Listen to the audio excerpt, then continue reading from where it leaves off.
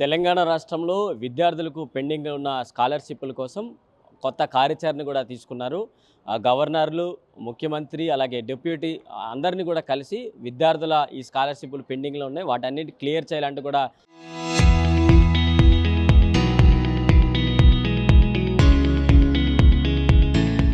చెప్పడానికైతే ఒక కార్యాచరణ సిద్ధం చేశారు. ఒకవేళ ఈ కార్యాచరణలో గనుక అమలు కాకపోతే అసెంబ్లీ ముట్టడికి కొత్త కార్యాచరణతో ముందుకు వెళ్తున్నారు. సో, అయితే విద్యార్థి సంఘాల నేతలతో పాటు బీసీ సంఘ నేతలు కూడా ఉన్నారు. సరే ఏంటి మీ కార్యాచరణ ఏ విధంగా ఉండబోతోంది? మీరు ప్రభుత్వం పైన ఏ విధంగా నిరసన తెలపబోతున్నారు? ఇప్పుడు ఫీజుల రియంబర్స్మెంట్ బకాయిల విడుదల విషయంలో ప్రభుత్వం ద్వంద్వ నాటకం అవలంబిస్తుంది. ఇది చాలా అన్యాయం. చదువుకునేటువంటి విద్యార్థులకు ఫీజుల రియంబర్స్మెంట్ ఇవ్వకపోతే వాళ్ళు ఎట్లా చదువుకుంటారు? రాష్ట్ర బడ్జెట్ ఉన్నది ఎవరికి? ఇప్పుడు ఒకవైపు ఏఐ యుగంలో మనిషి వెళ్తుంటే మొన్ననే భారతదేశంలో ఒక ఏఐ నేషనల్ సమ్మిట్ జరిగితే ప్రపంచమంతా ఏఐ చుట్టూ పోవాలని చెప్తుంటే మరి ఆ ఏఐ సంబంధించినటువంటి విద్య పేద వర్గాల విద్యార్థులకు రావద్దా? అంటే బీసీ, ఎస్సీ, ఎస్టీపీ మైనార్టీ పిల్లలు చదువుకోవద్దా? ఫీజుల రియంబర్స్మెంట్ ఇవ్వమంటే మేము ఆ ప్రభుత్వం చేసిపోయింది, ఈ ప్రభుత్వం చేసిపోయింది. మీరు కాంగ్రెస్ ప్రభుత్వం వచ్చి అధికారంలోకి వచ్చి 2 సంవత్సరాలు అయింది. 2 సంవత్సరాలలో 2 బడ్జెట్ ప్రవేశపెట్టారు. రేపు 16వ తారీఖు నాడు, మార్చి 16వ తారీఖు నాడు 3వ బడ్జెట్ ప్రవేశపెడుతున్నారు. ముచ్చటగా 3వసారి బడ్జెట్ ప్రవేశపెట్టినప్పుడు ఫీజులు ఇవ్వాలనే సోయి ఉండదా ప్రభుత్వానికి? గాంధీ విగ్రహం ఓడడిగిండు. గాంధీ గారి విగ్రహం 5,000 కోట్లతోటి గాంధీ గారి విగ్రహం పెడుతురు. ఎవనయ్యా జాగిరని పెడుతురు 5,000 కోట్లతోటి. ఇవాళ బతికిలేనటువంటి మనుషుల యొక్క విగ్రహాలు 5,000 కోట్లు కేటాయిస్తున్నావు. ఇవాళ 5,000 కోట్లు పిల్లలకు ఫీజు రియంబర్స్మెంట్ ఇస్తే ఇవాళ పిల్లలు పేద విద్యార్థులు చదువుకుంటారు కదా. ఇది ఉపకార వేతనాలు ఏవి? ఇది ఎట్ట ఆఫీసుల చుట్టూ చెప్పులు అరిగేలా పేద విద్యార్థులు తిరిగి ఉపకార వేతనాలు ఫీజు రియంబర్స్మెంట్ రాకపోవడంతో ఇవాళ పేద విద్యార్థులు చదువు మానుకుంటున్నారు. ఇప్పటికి 22 మంది విద్యార్థులు తీసుకున్నారు. వేల మంది విద్యార్థులు ఇలా చదువు మానుకొని తండ్రి చేసే కుమ్మరి పని మీదనో, బట్టలు ఉతికే పని మీదనో, నాయి బ్రహ్మణ పని మీదనో క్షవరాలు చేసుకుంటా మళ్ళీ కులవృత్తులకు పోతున్నారు. ఇవాళ పేద విద్యార్థులు చదువుకునేటువంటి పరిస్థితి లేక ఒకవైపు గవర్నమెంట్ ఫీజుల రియంబర్స్మెంట్ లేదు, ఇంకొక వైపు కాలేజీ యాజమాన్యాలు వేధిస్తాయి.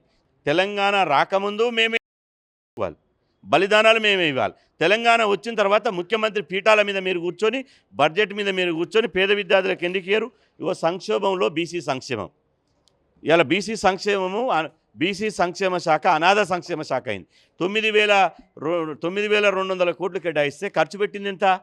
మొత్తం బడ్జెట్లో బీసీల సంక్షేమానికి 3,000 కోట్లు కేటాయిస్తారు. 3% నిధులు కేటాయిస్తారు. అదేవిధంగా ఖర్చు పెట్టింది ఎంత? ఖర్చు పెట్టింది 1%. 11,200 కోట్లు కేటాయిస్తే 2,500 కోట్లు కేటాయిస్తారు. సిగ్గుండాలే. కాబట్టి ఇవాళ మేము ఒక్కటే చెప్తున్నాం, ముఖ్యమంత్రి రేవంత్ రెడ్డి గారు, ఉప ముఖ్యమంత్రి బట్టి విక్రమార్క గారు, మీరు పేద విద్యార్థులకు ఇచ్చేటువంటి ఫీజుల రియంబర్స్మెంట్ నిధులు విడుదల చేయి. మర్యాదగా మేము చెప్తున్నాం, అసెంబ్లీ సమావేశాల్లోపు ఫీజుల రియంబర్స్మెంట్ బకాయిలు విడుదల చేయి. మీరు కాలేజీ యాజమాన్యాలను బెదిరిస్తే మీ ఉడుతూపులకు భయపడేటోడు ఎవడలేడు ఇక్కడ. మేము బరాబర్ గెర్రగీసి ప్రభుత్వంతో పేద విద్యార్థులను ఎంటబెట్టుకొని లక్షల మంది విద్యార్థులతోటి ప్రభుత్వం మీద దండెత్తి ఫీజులు ఇచ్చే వరకు, చదువుకునే హక్కు కల్పించే వరకు మేము పోరాటం చేస్తాం. బాధ్యత ఎవరు తీసుకోవాలి? ప్రభుత్వం తీసుకోవాలా లేకపోతే కాలేజ్ యాజమాన్యాలు ఎక్కువగా తీసుకోవాలి? ప్రభుత్వం తీసుకోవాలి. కాలేజీ యాజమాన్యాలు తెలంగాణలో ఎంతో మెరుగైనటువంటి స్థాయిలో ఉన్నటువంటి యాజమాన్యాలు ఫీజులు ఒకవైపు విద్యార్థులు కట్టకపోవడం, ఇంకొక వైపు ప్రభుత్వాలు ఇవ్వకపోవడంతో కాలేజీ యాజమాన్యాలు తమ కాలేజీలు మూసుకుంటున్నారు. 50% కాలేజీలు తెలంగాణ రాష్ట్రం వచ్చిన తర్వాత 50% కాలేజీలు మూతపడ్డాయి. ఇంటర్ కాలేజీలు మూతపడుతున్నాయి, డిగ్రీ కాలేజీలు మూతపడుతున్నాయి, ఇంజనీరింగ్ కాలేజీలు మూతపడుతున్నాయి, అదేవిధంగా ప్రొఫెషనల్ కాలేజీలు మూతపడుతున్నాయి. ఎందుకు మూతపడతాయి? చదువుకుంటే స్కాలర్షిప్లు ఫీజులు ఇస్తాను ప్రభుత్వం ఇంకా ముందుకు రావాలి. ముందుకు రాకుండా ఇలా నేను అంటున్న రాష్ట్ర బడ్జెట్ ఎవరిది? మేము పన్నులు కట్టాలి, రాష్ట్ర ఖజానాని కూడబెట్టాలి. ఇవాళ అప్పుల్లో మాత్రం మాకు వాటా ఇస్తారు. ప్రతి మనిషి మీద సగటున 1,70,000 రూపాయలు ఒక మనిషి మీద అప్పేశారు. మరి మాకు సగటున అంత ఆదాయం ఎందుకు ఇవ్వరు? బీసీ సంక్షేమానికి నిధులు ఎందుకు ఇవ్వరు? ఫీజు రియంబర్స్మెంట్కు 9 కోట్లు ఇవ్వమంటే ఎందుకు ఇవ్వరు? 3,56,000 కోట్ల రాష్ట్ర బడ్జెట్లో 9,000 కోట్లు పెద్ద లెక్కన? మిమ్మల్ని ఎవడు అడిగిండు గాంధీ విగ్రహం పెట్టమని? ఎవరైనా వినతిపత్రం ఇచ్చిరా 5,000 కోట్లతోటి గాంధీ విగ్రహం పెట్టమని? గాంధీ విగ్రహాన్ని పెట్టడానికి 5,000 కోట్లు ఉంటాయి, కానీ పిల్లల ఫీజులు ఇవ్వడానికి మనసు ఒప్పదా? మీరున్నది విగ్రహాలు పెట్టి అందుకున్నారా, లేకపోతే పేద విద్యార్థులు చదువుకోవడానికి నిధులు ఇవ్వడం అనుకున్నదా? అందుకోసమే మేము ఫస్ట్ సిఎస్ని కలుస్తాం, ఆ తర్వాత మంత్రులను కలుస్తాం, మా ఉప ముఖ్యమంత్రి ఆర్థిక శాఖ మంత్రి మనం కలుస్తాం, ముఖ్యమంత్రి రేవంత్ రెడ్డి గారిని కూడా కలుస్తాం, ఆ తర్వాత గవర్నర్ గారిని కలుస్తాం. మీరు ఈ అసెంబ్లీలోపు వీళ్ళందరినీ కలుస్తాం.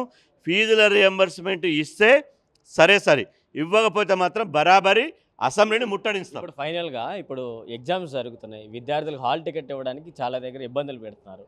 సో ప్రిన్సిపాల్కి, హెడ్ మాస్టర్లకి మీరు ఏం సలహా ఇస్తారు, లేకపోతే ఏ వార్నింగ్ ఇస్తారు?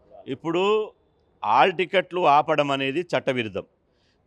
ప్రభుత్వం చేసినటువంటి మోసం వల్ల, ప్రభుత్వం చేసేటువంటి దగా వల్ల పేద విద్యార్థులను దయచేసి కాలేజీ యజమాన్యాలకు నేను విజ్ఞప్తి చేస్తున్నా, పేద విద్యార్థులను బలి చేయొద్దు, వాళ్ళని మానసిక క్షోభ గురి చేయొద్దు. ఎంతోమంది అనాథలు ఉన్నారు, ఎంతోమంది సంచార జాతుల బిడ్డలు ఉన్నారు, అదేవిధంగా రెక్కాడితే డొక్కాడనటువంటి పిల్లలు ఉన్నారు. వాళ్ళు చదువుకుంటే రేపు కలెక్టర్లు అవుతారు, డాక్టర్లు అవుతారు, ఇంజనీర్లు అవుతారు. భారతదేశంలో ప్రపంచంలో భారతదేశం బిడ్డలు, తెలంగాణ బిడ్డలు ప్రపంచాన్ని శాసిస్తారు. అట్లాంటి మెరిట్ ఉన్నటువంటి విద్యార్థులు ఉన్నారు. వాళ్ళని దయచేసి ఈ ప్రభుత్వం చేసే తప్పుడు విధానాల వల్ల దయచేసి ఆపొద్దు, హాల్ టికెట్లు ఇవ్వండి, ఎగ్జామ్లు రానియండి. మీ తరపున మేము పోరాడడానికి మేమున్నాం. విద్యార్థుల తరపున పోరాడి ఫీజుల రియంబర్స్మెంట్ ఇప్పించేటువంటి బాధ్యత మేమున్నాం. బరాబర్ బరిగీసి కొట్లాడతాం. ఈ ప్రభుత్వం మెడలోంచి ఫీజుల రియంబర్స్మెంట్ నిధులు సాధిస్తాం. సో ఇది మొత్తంగా ఇటు తెలంగాణలో ఇప్పుడు విద్యార్థులకి పెండింగ్లో ఉన్న స్కాలర్షిప్లన్నీ కూడా మేము మా తరపున బీసీ సంఘ నాయకులు కావచ్చు, విద్యార్థుల తరపున మేమంతా కూడా పోరాటాలు చేసి వారందరికీ న్యాయం జరిగే విధంగా మా పోరాటాలు ఉంటాయంటే కూడా చెప్తున్నారు. సో ఇక్కడ నుంచి సీఎస్తో పాటు గవర్నర్కి కలిసే విధంగా మొత్తంగా మంత్రులు, ముఖ్యమంత్రి, డిప్యూటీ సీఎంలు అందరితో కలిసి కూడా ఈ వివరాలన్నీ అందించి వారికి న్యాయం చేసే విధంగా మా పోరాటాలు ఉంటాయంటూ కూడా ఇటు బీసీ నాయకులు శ్రీనివాస్ గౌడ్ అయితే తెలిపారు. వీడియో జర్నలిస్ట్ విజయ్తో ప్రశాంత్, RTV, హైదరాబాద్ నుంచి. చరిత్ర సృష్టించినోడు ఇప్పుడు ఆ చరిత్రని తిరగరాయబోతున్నాడు. అబద్ధాల గోడల్ని బద్దలు కొట్టి నిజాలను రాగా మీ ముందుంచబోతున్నాడు. నిజమైన వార్తల కోసం వెంటనే డౌన్లోడ్ చేసుకోండి రా యాప్ని.